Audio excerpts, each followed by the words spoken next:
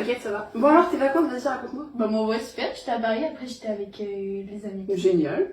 T'as quoi là? Non, mais t'inquiète. Il a recommencé. Non, mais t'inquiète pas. Laura, il a recommencé. Mais non, mais il a pas fait exprès, il voulait pas. Mais Laura, mais t'as pas à subir ça. Oui, mais c'est compliqué. Et puis... Mais tu non, vois, mais il c'est- s'est non, excusé. non. Il a dit qu'il recommencerait pas. Non, stop, il a pas fait ça, tu lui dis non. Faut que tu portes plainte. Va au commissariat.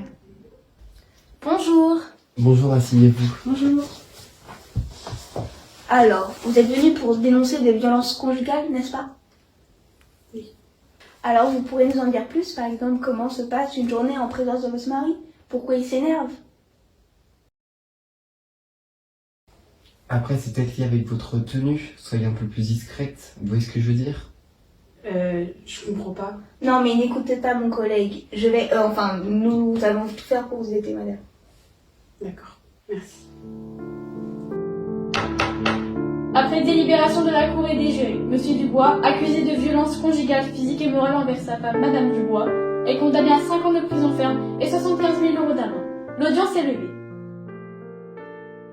Oui, très souvent. Mon père, surtout quand j'étais jeune, on dit qu'un homme doit être fort, ne pas pleurer, cacher ce qu'il ressent. Mais ça met une pression énorme et je pense que certains tentent d'effacer cette pression grâce à la violence.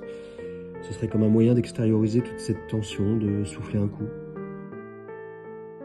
Je trouve qu'on a trop normalisé le contrôle qu'on peut avoir envers son partenaire.